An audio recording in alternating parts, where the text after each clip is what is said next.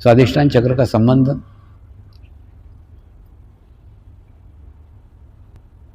हमारे विचारों के साथ है, हमारे चित्त के साथ है।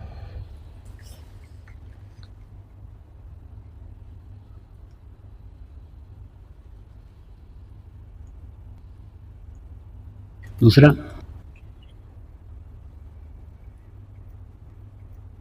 ये विचारों को ही प्रभावित करके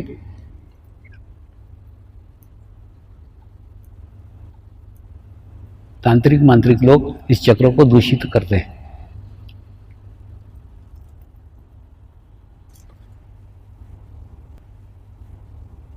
तंत्र मंत्र,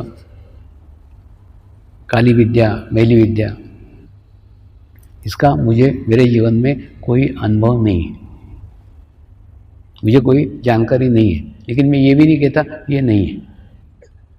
जैसे हम कहें रात होती नहीं है, ये नहीं है, रात होती है ना। दिन होता है वैसे रात होती है।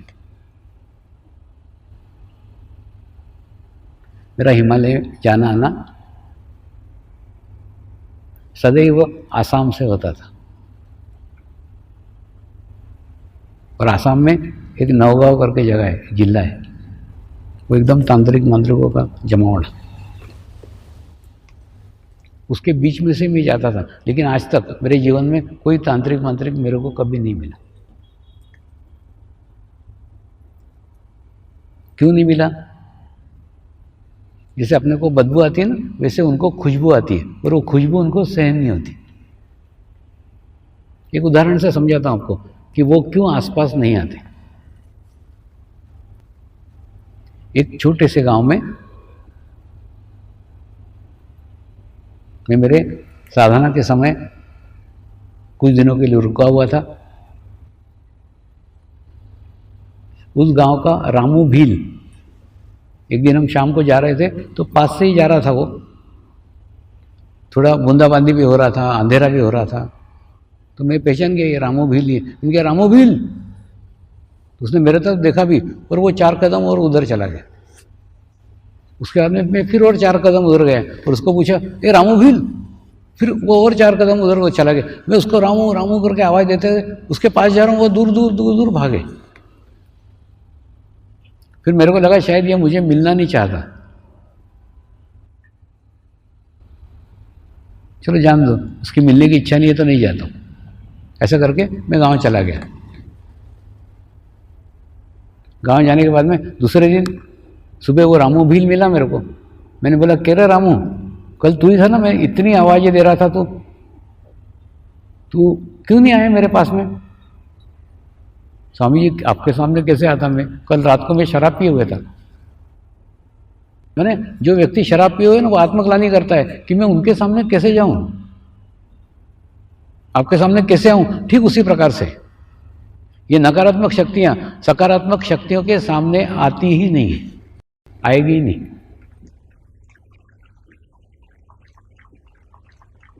उनको ना उनका ही प्रतिबिंब दिखता है ना।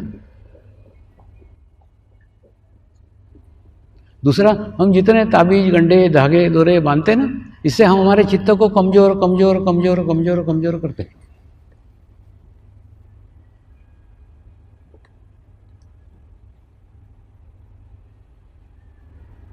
पहले के घर में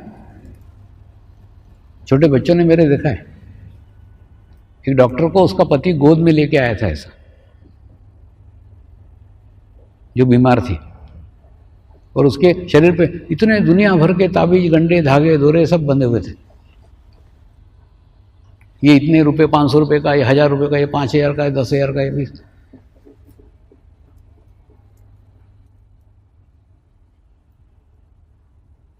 मैंने उसको बोला इतने सारे तूने बांध के रखे, उसके बावजूद भी तो बीमार है, ये सब निकाल के फेंक, मैं गारंटी देता हूं कि तू ठीक हो जाएगी। कुछ नहीं, उसके सब ताबीज फाबीज सब निकलवाए और उसको ध्यान करने को लगाया, मेडिटेशन करने को लगाए, कुछ नहीं। उसके बाद में उसकी तबीयत अच्छी होने लग गई। और उसके बाद में फिर एक दिन बोलती, एक ठू और रखा है यहाँ 1 लाख का, निकालूं क्या रखूं?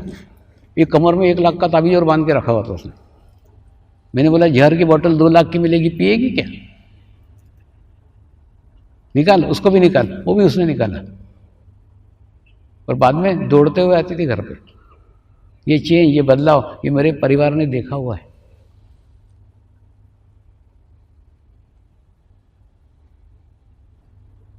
तुम गंडे धागे दोरे जितने बांधोगे उतना तुम तुम्हारे चित्त को कमजोर कर रहे हो। देखो ना, ये मेरे हाथ में, मेरे छाती में, गले में एक धागा या गंडा नहीं है। ये समाज में मुझे साईं बाबा लेके आए, मेरा साईं बाबा पे पूर्ण विश्वास है। जब तक वो है, मेरा बाल विवाह का कोई नहीं कर सकता।